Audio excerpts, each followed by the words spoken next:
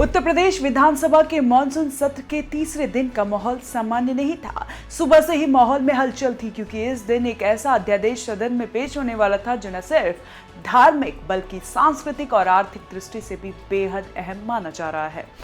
बुधवार सुबह 11 बजे से सदन में सरकार के विकसित भारत विकसित यूपी विजन डॉक्यूमेंट 2047 पर लगातार 24 घंटे की चर्चा शुरू हो चुकी थी। ये चर्चा विभागवार उपलब्धियों और भविष्य की योजनाओं पर केंद्रित थी, लेकिन इसी चर्चा के बीच बांके बिहारी मंदिर निर्माण अध्यादेश का पेश होना पूरे सत्र का सबसे बड़ा आकर्षण बन गया। अध्यादेश में साफ साफ लिखा है कि मंदिर से जुड़ी हर चल अचल संपत्ति पर अब न्यास का अधिकार होगा, यानी मंदिर में चढ़ने वाला हर चढ़ावा, दान, आभूषण, नगद, चेक, बैंक ड्राफ्ट, अनुदान, योगदान सब कुछ अब न्यास के अधीन होगा। इतना ही नहीं, मंदिर परिसर में स्थापित मूर्तियां, उसके चारों ओर की प्रतिमा, देवताओं के लिए दी गई भेंट या उपहार, किसी भी पूजा, सेवा, कर्मकांड, समारोह या धार्मिक अनुष्ठान के समर्थन में दी गई संपत्तियां, ये सभी न्यास की जिम्मेदारी में आएगी। यहाँ तक कि डाक या तार से भेजी गई भेंट और चेक भी न्यास के रिकॉर्ड का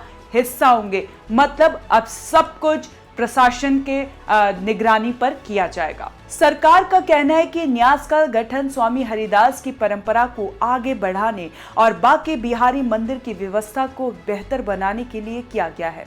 सदियों से चली आ रही इस परंपरा में मंदिर की पूजा पद्धति, रीति रिवाज, त्योहार, समारोह और अनुष्ठान बिना किसी बदलाव के जारी रहेंगे।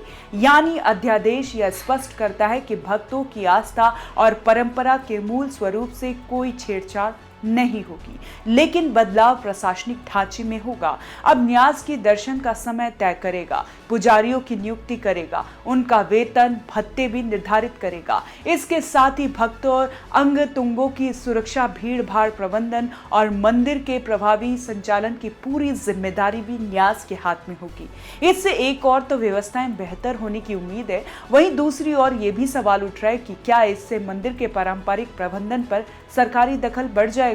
न्यास गठन के बाद सरकार ने श्रद्धालुओं के विश्वासनीय सुविधाएं देने का रोड मैप भी तैयार किया है। प्रसाद वितरण की सुविधाएं, व्यवस्था, वरिष्ठ नागरिकों और दिव्यांगों के लिए अलग दर्शन मार्ग, पेयजल की उपलब्धता, विश्राम के लिए बेंच, क्यू मैनेजमेंट, गौशालय, अन्य क्षेत्र, रसोई घर, होटल, सराय, प्रदर्शनी कक्ष, भोजनालय, प्रतीक्षालय, ये सब सुविधाएं मंदिर और उसके आसपास विकसित की जाएंगी। इसका मकसद है कि बांके बिहारी जी की मंदिर न सिर्फ श्रद्धा और भक्ति का केंद्र बने, बल्कि पर्यटन और सांस्कृतिक दृष्टि से भी वैश्विक स्तर पर पहचान बनाए। विपक्ष इस अध्यादेश को लेकर सतर्क है। कुछ नेता कह रहे हैं कि धार्मिक मामलों में सरकारी हस्तक्षेप की शुरुआत हो रही है, जबकि सरकार का दावा है कि ये कदम केवल श्रद्धालुओं की सुविधा और मंदिर के संसाधनों के बेहतर प्रबंधन के लिए है। हालांकि इतिहास गवाह है कि जब भी किसी धार्मिक संस्थान के प्रबंधन में बड़े बदलाव हुए तो उसके साथ विवाद और राजनीति भी जुड़ी है। सदन में इस मुद्दे पर चर्चा के दौरान सरकार के मंत्रियों ने तर्क दिया कि बांके बिहारी मंदिर में रोजाना हजारों श्रद्धालु आते हैं। त्योहारों के समय यह संख्या लाखों तक पहुंच जाती है। ऐसे में भीड़ प्रबंधन, सुरक्षा और सुविधाओं का इंतजाम मौजूदा ढांचे में संभव नहीं था। न्यास के गठन से संसाधनों का सही इस्तेमाल होगा और दान का पारदर्शी प्रबंधन किया जा सकेगा। वहीं विपक्ष के कुछ सदस्यों ने कहा कि दान और संपत्ति का अधिकार एक न्यास के पास होने से उसका नियंत्रण कुछ व्यक्तियों तक सीमित हो सकता है, जिससे पारदर्शिता की गारंटी देना मुश्किल होगा। बांके बिहारी जी मंदिर सिर्फ एक धार्मिक स्थल नहीं, बल्कि ब्रज संस्कृति का जीवंत केंद्र है। यहाँ की परंपरा, संगीत, भक्ति और त्योहारों का अपना अनूठा स्वरूप है।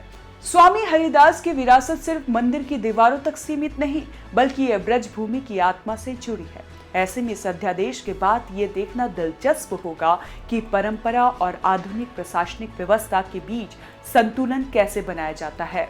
अभी तो यह अध्यादेश पेश हुआ है, आगे इसे लागू होने के बाद ही असली तस्वीरें सामने आएगी। क्या ये मंदिर प्रबंधन में एक क्रांतिकारी बदलाव साबित होगा या फिर परंपरा और प्रशासन के बीच नई खींचतान की शुरुआत करेगा। लेकिन इतना तय है कि उत्तर प्रदेश विधानसभा में ये कदम धार्मिक, राजनीति और सांस्कृतिक हलकों में लंबे समय तक चर्चा का विषय बना रहेगा और बांके बिहारी मंदिर आने वाले समय में सिर्फ आस्था ही नहीं, बल्कि बेहतर प्रबंधन का भी उदाहरण बनने की ओर बढ़ेगा। आपको क्या लगता है, हमें कमेंट कर जरूर बताएं और देखते रहें one nation one group news.